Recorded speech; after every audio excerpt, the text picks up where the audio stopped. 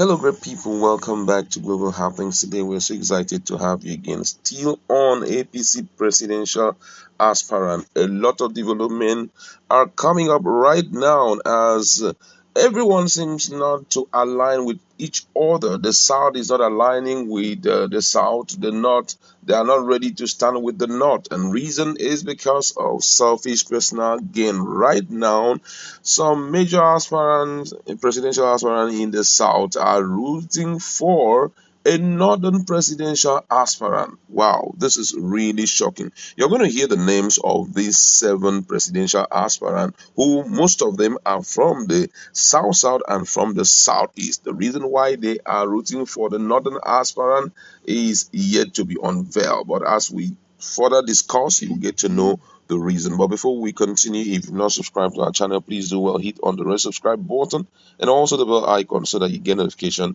anytime we publish our videos. Now, according to the news, seven presidential aspirants contesting under the platform of the All Progressive Congress APC have rejected the five names that were purportedly submitted to President Muhammadu Buhari to select consensus candidates. They insisted nobody consulted them before the governors arrived at the decision. The aggrieved aspirant made this claim in a text statement issued in the early hours of Tuesday. The aspirants include Governor of Cross River State Bena Yade, ex-Minister for State for Education, Emeka Nwajoba, ex-Minister for Science and Technology, Ogbonnaya Onu, former Governor Rochester Okorocha, and businessman Tien Lack Rich. The aspirant said President Muhammadu Buhari did not equivocally support zoning the presidency to the south and questioned the motive of the governors. According to them, they say Mr. President's directive is very simple that all presidential aspirants, including those from the north, should meet and harmonize in order to produce a single candidate. As it stands, we have not been consulted or attended a meeting where it was agreed that such names be sent to Mr. President. The statement read on part.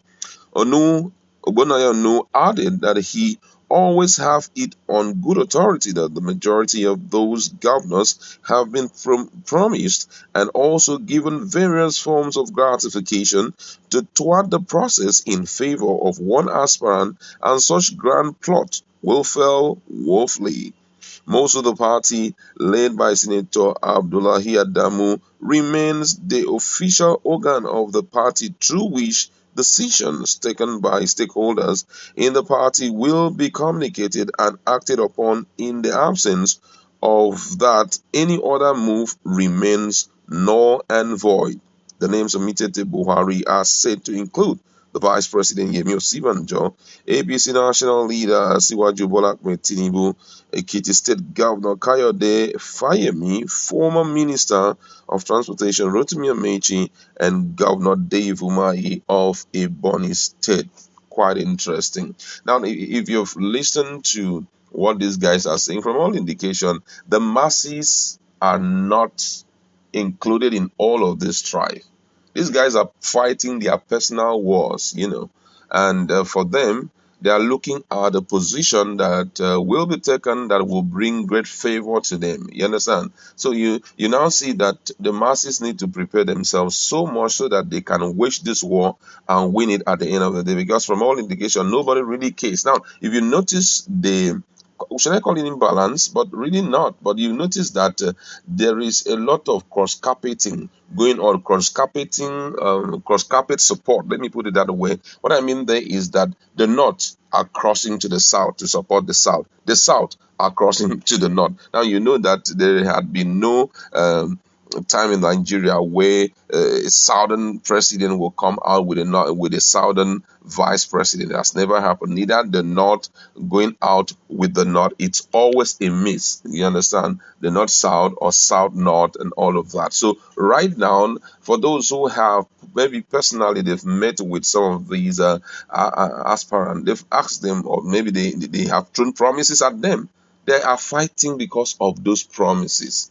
That's why you're seeing all these exchange of words and all of that. Everyone is fighting. Hey, don't give it to the South, because if you give it to the South, I will not be a vice president. The other one to say, don't give it to the North, because if you give it to the North, I will not have that opportunity. So you realize that there is serious chaos so much right now. I'm just wondering if 6 o'clock will not witness something unthinkable. Already, Yaya Bello has told them, my name is not on the ballot box. Get ready for trouble. Get ready for crisis. That is a recipe for trouble if you don't put my name on the ballot box. So you see that there's a lot of wahala going on, and no one really knows where this would end. And that would not really spell good for APC, considering the fact that PDP did their own. There was no bloodshed at any time. Everybody came to a point where they accepted, okay, let this person be, the lead, and that was just all. Now, another thing I want to say is about the president. If you notice the body language of the president, he's overly quiet. He's not responding to anything. Someone walked in there, yeah, Bill. I thought when he comes back, he will be at peace and say, "Oh, the president told me I should step down." But instead, he came out with a statement that was unexpected, and the statement was, "I'm ready for war. If you exempt my name from the ballot box and all of that." So you now see that the president himself does not support zoning. Even the consensus candidacy that he came up with, at this point, Buhari is just on his own. He won't make any utterance, just watching from afar and seeing what these guys are doing. My God, I mean, politics is truly a game, I can assure you. No one can really say that this is going to be the next line of action, because the president himself is shocking most Nigerians. All this crisis that is ongoing, I feel that the president can quell it with a word, that this is the person I want, and every other person should step down. If he does that, you see that there will be heavy calm. But I think that with the way things are going, Nigerians should be expecting something unthinkable at the end of the day. And most people will have to, that's my assumption, most people, after everything, some will have to walk away and start up a new party, and a lot of things will happen afterwards. But I don't know, for some of us who are really interested in this APC stuff, please do well to go to our conversation. Who do you think will be the presidential candidate of APC at the end of the day? For me, I think it's going to be another, and I think it's Ahmed Lawan that may likely come out as the winner, the way things are going, because the South are really shocking me. Imagine if, for example, APC governor in Cross River State says, "Hey, I don't want it to go to these people," and all of that. Some of them, when they say this, what will happen is that they are going to carry their own delegates and give it to a particular. But I think that if we have to judge from that perspective, I think that the southern politicians or the southern aspirants will have greater favor, because whether you like it or yes, they are the delegates from from the northern part of the country. They are far more than from the south. So even if someone like Cross River State Governor said, okay, all my delegates should go to Ahmed Lawan, it won't be like a Ganduje saying all my delegates should go to someone like maybe Bola Ahmed Tinubu or Yemi Osibanjo. That one alone can crush down all the delegates of like 3 or 4 southern states. But however, we're waiting to see what will happen at the end of the day. We are praying that there wouldn't be anything like bloodshed. All right, that's where I'd like to leave it. Go to our comment section. Let's interact. What's your position on what is currently going on in APC? Let's interact in our comment section.